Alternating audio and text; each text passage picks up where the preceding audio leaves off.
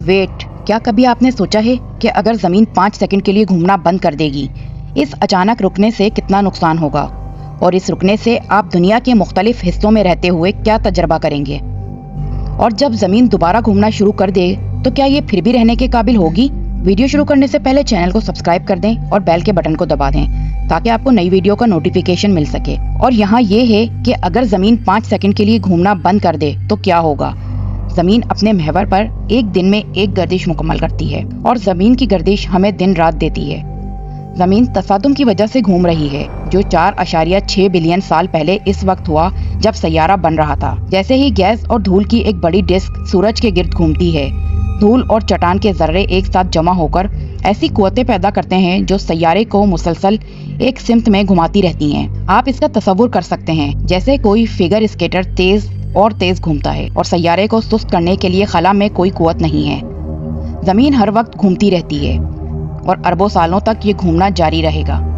लेकिन अगर ज़मीन अचानक से रुक जाए तो क्या आप सतह से बिल्कुल उड़ जाएंगे? अगर सैयारा अचानक रुक भी जाए तो माहौल फिर भी हरकत में रहेगा। इसका मतलब है अगरचा सब कुछ रुक गया है, ताकतवर हवाएं चलती रहेंगी। यहाँ इक्वेटर में ज़मीन सबसे तेज घूम रही है। यहाँ आपको हवा की रफ्तार 1670 किलोमीटर फी घंटा महसूस होगी। वो हवाएं आपको आपके पैरों से गिरा देंगी। लेकिन आप इसके बारे में भूल जाओ, ये हवाएं इतनी तेज होंगी कि ज़मीन की परत को फाड़ दें।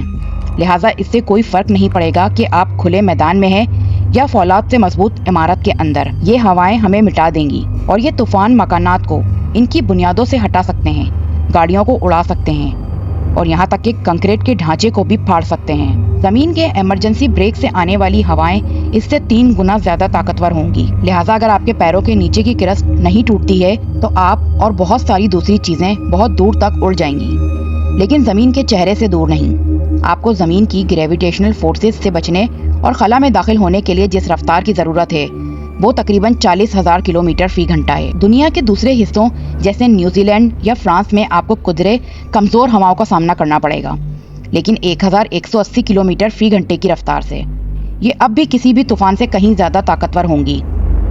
ये हवाएं हर चीज को काफी हद तक तबाह कर देंगी, लेकिन ये वाहिद खतरा नहीं होगा जिस पर आपको इन मुख्तसर 5 सेकंडों में नजर रखने की जरूरत होगी। हमारा सैयारा एक परफेक्ट स्पेयर नहीं है। ये सैयारे की गर्दिश से पैदा होने वाले सेंट्रीफ्यूगल कुव्वतों की वजह से इक्वेटर के गिर्द गर्दिश करता है।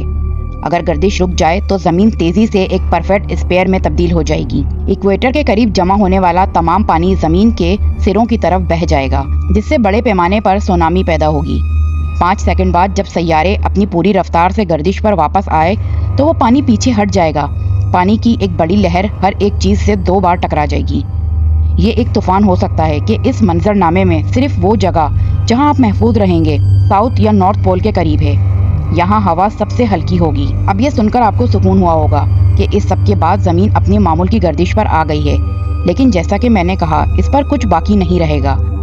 हर इमारत, तमाम खेतीबाड़ी और तमाम टेक्नोलॉजी नाकाबिले शनाख्त हो जाएगी।